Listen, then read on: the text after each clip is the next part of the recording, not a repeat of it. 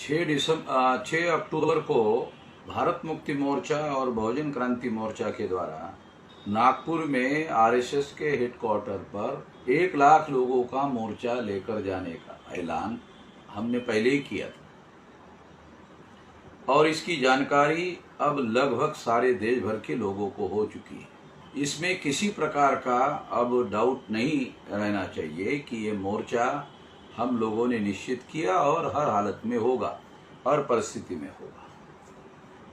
Police इसकी permission देते हैं तो होगा, नहीं देते हैं तो होगा, क्योंकि पुलिस परमिशन यदि इनकार करते हैं तो वो हमारे मौलिक अधिकार का उल्लंघन करते हैं, संविधान का उल्लंघन करते हैं। अगर पुलिस वाले संविधान का उल्लंघन करते हैं तो उनकी बात हम क्यों माने?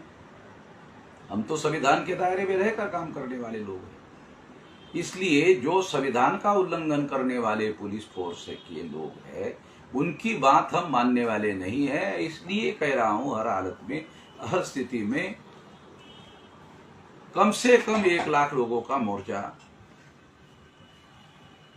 होगा ही होगा। वैसे सारे देश भर की जो जानकारी मेरे पास अभी तक आई है उसके अनुसार 1.5 लाख लोग आने की तैयारी में है और इसकी तैयारी 31 राज्यों में, 567 जिलों में, 4000 से ज्यादा तहसीलों में, 22,000 से ज्यादा ब्लॉक में और 1.5 लाख से ज्यादा गांवों में हो रही है। इसलिए इस तैयारी के अंतर्गत हमारे लोग सारे देश भर में इसकी तैयारी में जो मीटिंगें कर रहे हैं, मैं उनको इस बात की अपील भी करता हूं कि जहां जहां भी वो आप तैयारी के लिए मीटिंगें कर रहे हो, उन मीटिंगों के वीडियो बनाकर भी सोशल मीडिया में वायरल किया जाए ताकि देश भर में तैयारी चल रही है उसकी जानकारी तमाम देशवासियों को हो सके।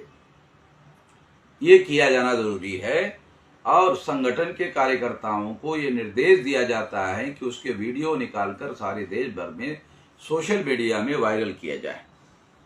दूसरी बात मैं ये कहना चाहता हूं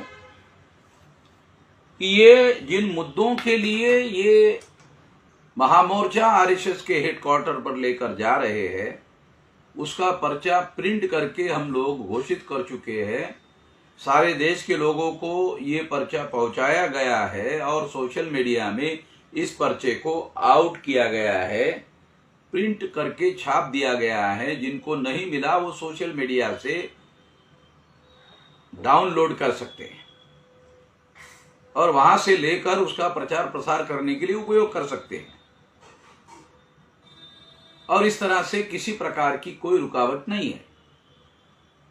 उसमें लगभग 12 मुद्दे हैं। 13वां मुद्दा ये है कि वामन मेश्राम और डॉक्टर विलास खरात का फोन टेपिंग केंद्र सरकार के द्वारा किया गया जो गैर संवैधानिक है, असंवैधानिक काम किया है आरएसएस बीजेपी की डबल इंजन की सरकार ने।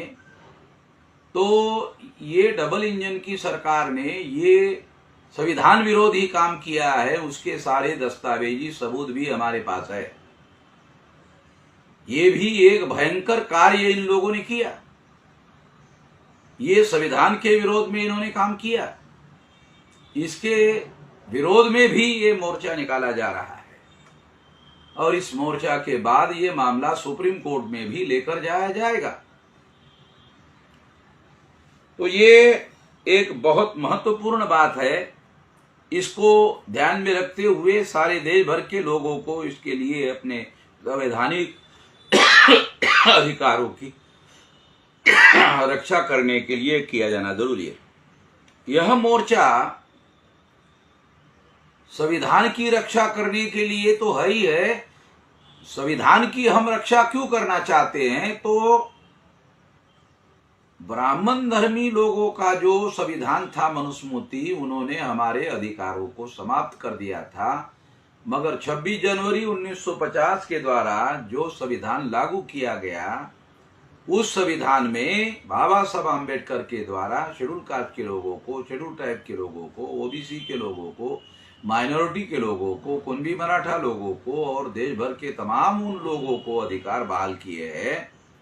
तो उन लोगों के अधिकारों की सुरक्षा करने के लिए संविधान की रक्षा करना जरूरी है, इसलिए भी ये मोर्चा निकाला जा रहा है।